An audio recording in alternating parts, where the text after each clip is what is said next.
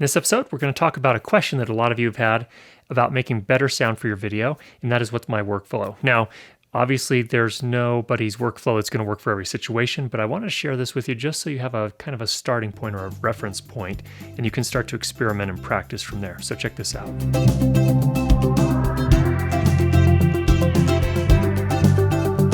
All right, let's just jump into what my workflow looks like when I'm usually working indoors, where I have a pretty good control over the lighting. And in this case, I'm going to be using a shotgun mic, recorded into a field recorder. And then we're going to run through my post-production workflow as well, which includes Premiere Pro, Adobe Audition, and I think that's mostly it. So anyway, the idea here is not for you to use this as the perfect recipe. Every situation is going to be a little bit different, but again, this is just sort of a starting point. I know how intimidating it is when you're first getting started trying to really improve either your video, your lighting, your audio, whatever it is. Sometimes it's useful to have a reference point from which you can start. And so that's really all this is intended to be. Let me show you what I'm doing in this particular case. You can start here and then sort of tweak it to your particular situation. So let's jump in. Now I'm going to share one of my biases here, strong opinion here. You don't probably want to record in stereo. Stereo introduces a lot of potential issues. And if you don't do it well, in my opinion, often you can make the sound worse than if you just did mono. And I think a lot of people misunderstand what stereo is really useful for. Stereo is useful for creating dimension or kind of spatial relationships within your audio. It's great, in the music industry, they've been using it for a number of years now, and the idea is to make it sound wider and deeper and kind of give depth to it. Now, obviously, when you're doing, say, for example, an action scene, that can be really super helpful.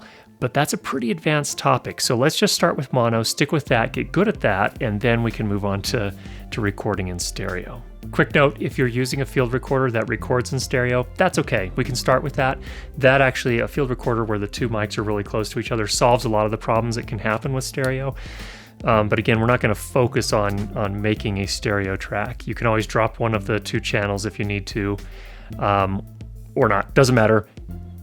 We're not going to focus on stereo, but you can record with that if that's all you've got. First thing you want to do is place your microphone. We put it up above, pointing down at the top of the chest of your talent. That tends to get the richest sound, I've found. And in terms of distance, you want to, in as much as possible, be 18 to 24 inches from the chin of your talent. All right, and we're going to go ahead and hook up the microphone to this. Again, we're using a single cable because we're recording in mono. We hook that up to the field recorder. I'm going to go ahead and turn that on. Now, while I'm waiting for that to come on, what we're aiming for is to get our signal to peak between -12 and -6 dB. You don't want to go hotter than that, closer to 0, because then you start clipping and that sounds horrible. So to do that, in this particular case, I will change the mic gain to high.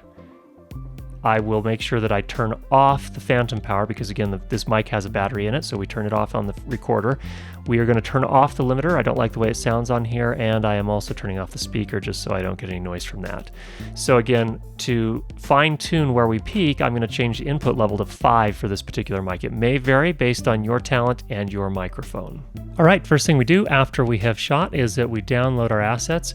That's going to be both the audio files from the field recorder, in my case, and then also the video files from the camera. So for example here, just drag these. Now I like to organize all of my assets into a single folder when I'm working on a particular project. So in this case, I'll create an audio folder. I'll put the raw audio in there, and then I'll drag these the video files into that same folder so that they're easily accessible, and I can keep them pretty well organized and don't have to go searching all over my drive for them.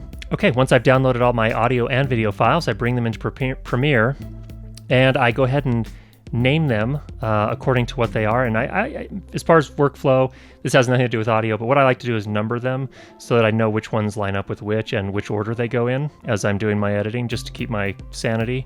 So for example, these two clips here is the raw audio for my intro, and here's the video for my intro. So what I'm going to do is go ahead and command click on those on the Mac.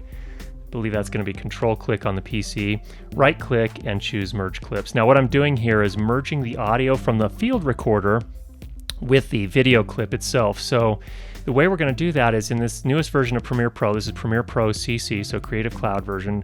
Came out about a week and a half ago, something like that. It will actually merge those and line up those audio files for you. And this is a fantastic new feature. So first of all, you give it a name. I'll just go ahead and go with the 01 intro merged. I tell it that I want to synchronize based on the audio. So it's actually going to look at both audio files and merge them based on that. And then I want to remove the audio from the video clip. So I could go ahead and leave that checked. Go ahead and click OK, and that creates this new asset here for us, this new video file. So I'm going to take that and drag it into a new sequence, and let's just take a look at it and see how it goes. So what I'm looking for to see is if the clap and the audio sync up. Let's see how we did here. Awesome. And it looks like it worked really well. So let's, that's good there. Now the next thing I need to do is, actually, let's zoom in on this. This is our track here. So this is our video.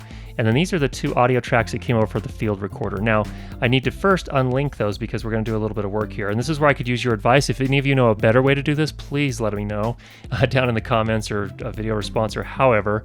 But what we want to do is we want to merge these two together. So we, now that they're lined up, we actually need to get rid of the audio that we don't need and get rid of this header and footer to the video that kind of extends beyond the audio, because we don't need that anymore either. So the first thing I'm going to do is go ahead and line this up.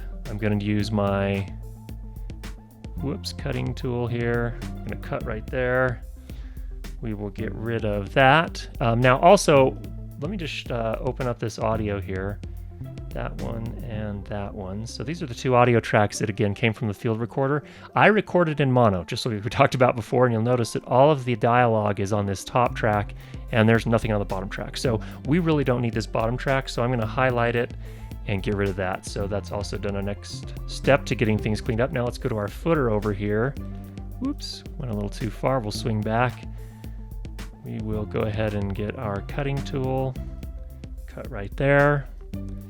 Get rid of this tail. Now that I have these the same length, the audio and the video files, or audio and video clip the same length, I'm going to highlight both of them, right click, whoops, I didn't get both of them, and choose link. Now I've got them linked together, so I can move them around and they'll move together in sync, which is perfect, exactly what we need. Now the next step, what I'll do is, I'll just get rid of the parts I know I don't need. So here's the clap right here, that's this spike you see in the waveform.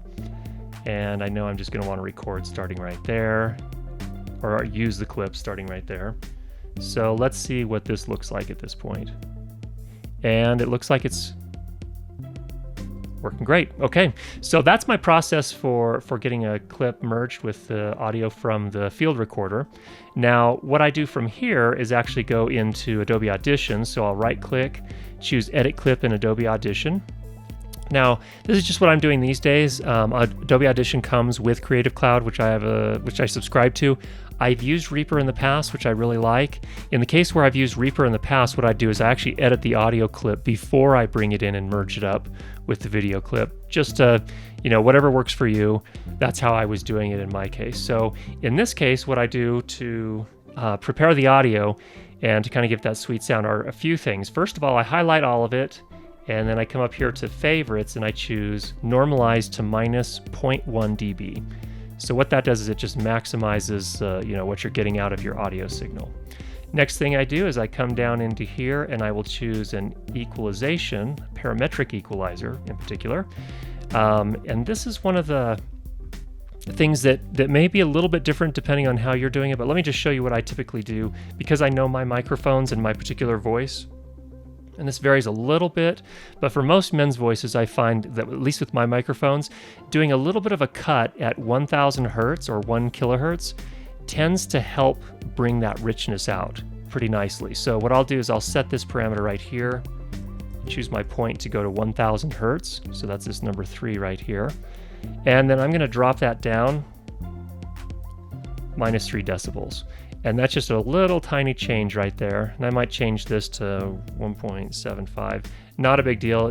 Don't worry too much about that. But the main idea is that usually for men's voices at least, and actually sometimes with women's voices as well, but mainly men's voices if you want to get that rich low end, what I'll typically do is come into 1000 hertz or 1 kilohertz and drop it by 3 decibels. That's all you need to know here. So we do that, and that again, that works with certain mics. And you can tweak how much you cut. I just like to do just a very small cut, just a little finesse. If I'm using, for example, a less expensive microphone that tends to be kind of hot in that frequency range, like the audio-technica ATR-3350, I may cut more. So when I'm using the audio-technica ATR-3350, typically I'll cut -6 to -9 because that mic tends to be super hot in that range, and cutting that back brings some of that richness back and gets rid of some of that harshness in that range. Next thing I do is I come down here into special, and again, we're just doing dialogue here, so nothing fancy, and I will typically come into this loudness maximizer and go ahead and play the clip. And while I'm playing it, I can tweak this loudness maximizer. And what I want my waveform to do is generally peak anywhere between -6 and 0. And so once we're kind of in a good position where we're doing that, I may pull it up a little bit more here. Okay, it played through once. Let's go ahead and play it again. What you don't want to do is peg it. So if I pull it all the way, you don't want it to run really, really hot and always be pegging up here.